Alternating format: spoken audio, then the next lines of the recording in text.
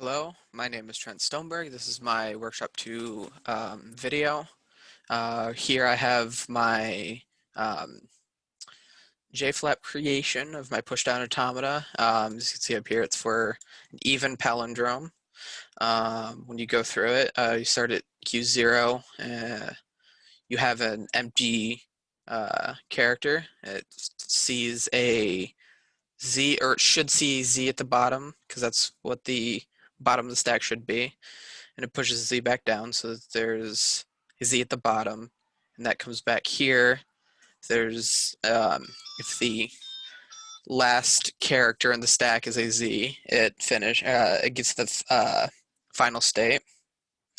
And then here, Q1, you go through any of the inputs, which, as you can see, it's A or B, or any combination of the two, as long as it is reversible. So as long as it's a palindrome.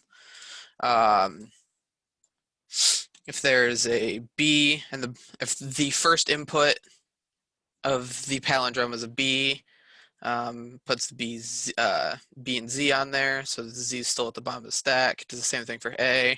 If there's a B and the last character is a B, it puts two B's on there, so that it pushes, or it pops off one and then pushes two back on. Same thing for A, and then A and B does the exact same thing as these two. So just make sure that the character before is still on the bottom when it pushes another character on. And here, this is the empty state, which gets you from Q1 to Q2, and you start popping things off to check and see if it's actually a palindrome. And here, if there's an A, it pops off an A. If there's a B, it pops off a B and doesn't replace with anything. And you can see it here. Let's do this, A, B, B, A. You know, palindrome, right? Because A and then B and then B and then A, right? It goes through. You see it has a Z at the bottom, and then it sees that first A, and so there's an AZ, and sees that first B, so there's a BZ, and it's in Q2 now. And then it sees a second B, and it pops that first B off because it is equivalent, and then it sees that second A, and it pops the first A off because it's equivalent. You can do with something longer as well. A, B, A, right? It does the exact same thing. Starts off with Z being on the bottom, Z still on the bottom with an A, B, A, B, B, A, B, B, A, and then it does the reverse, so it pops off that last A here, and then continues popping until Z is the last one, and then it goes in the final state. You can see if you put in something that's not an even palindrome, but still technically still is a palindrome, it rejects it as well because it's not an even one. And it rejects obviously non-palindromes as well. So here, obviously, it's checking to see if any word, string of characters, or numbers is palindrome. That's the function of this, really. The formal description, L is equal to W to the R, which is a word and word reversible, which is how you get the palindrome, because it's any arbitrary word or characters or numbers, whatever, and then the reverse of that. And for this push-down automata here, its language is A and B, as I said before. It's context-free grammar to describe this. It starts with a variable B.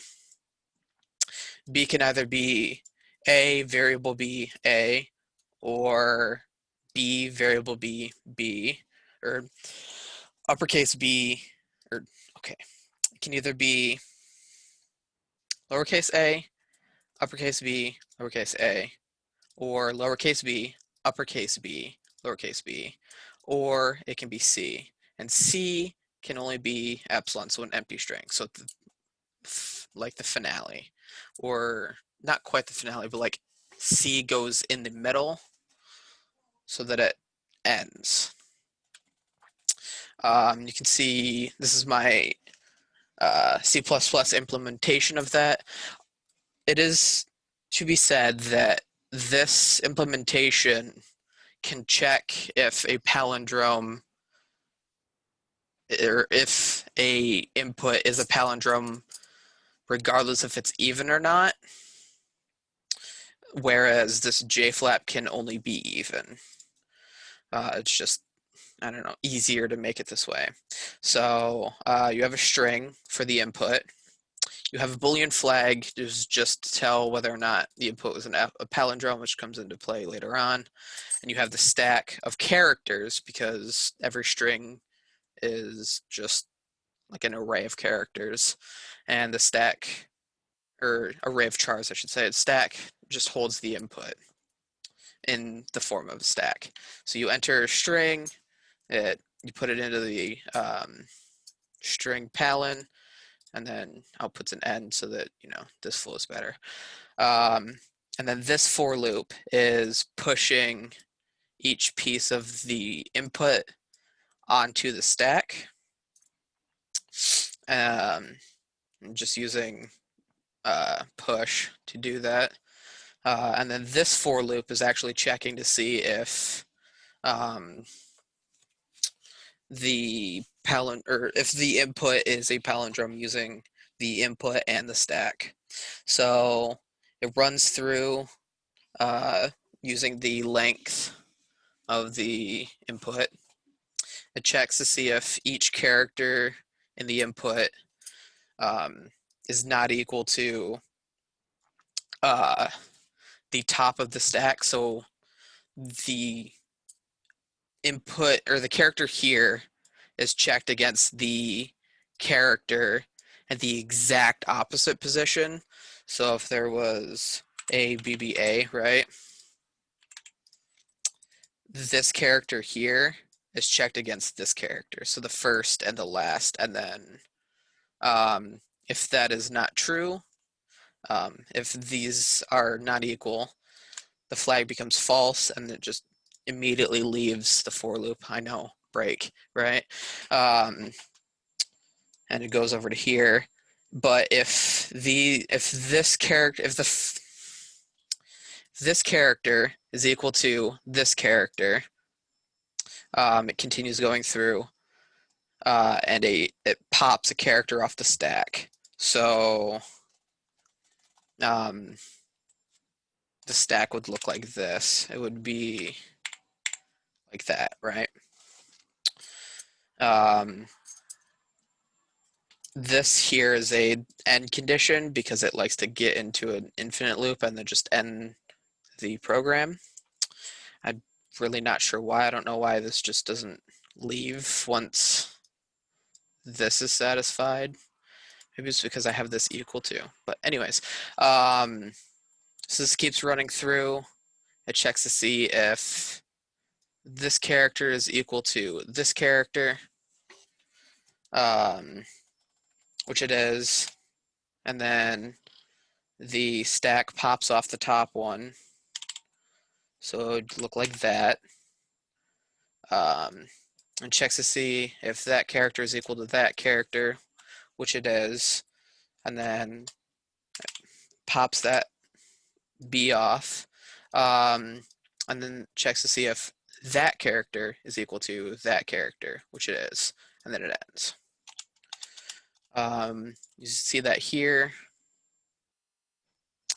You can put in any string. I used ABBA, right? It is a palindrome, obviously. You can do like this. You can do numbers. It's a palindrome. You can do actual words like race car, a very well-known palindrome. It is. You can do anything as long as it's, a palindrome. Palindrome, obviously. It also says if it's not a palindrome, So there you go.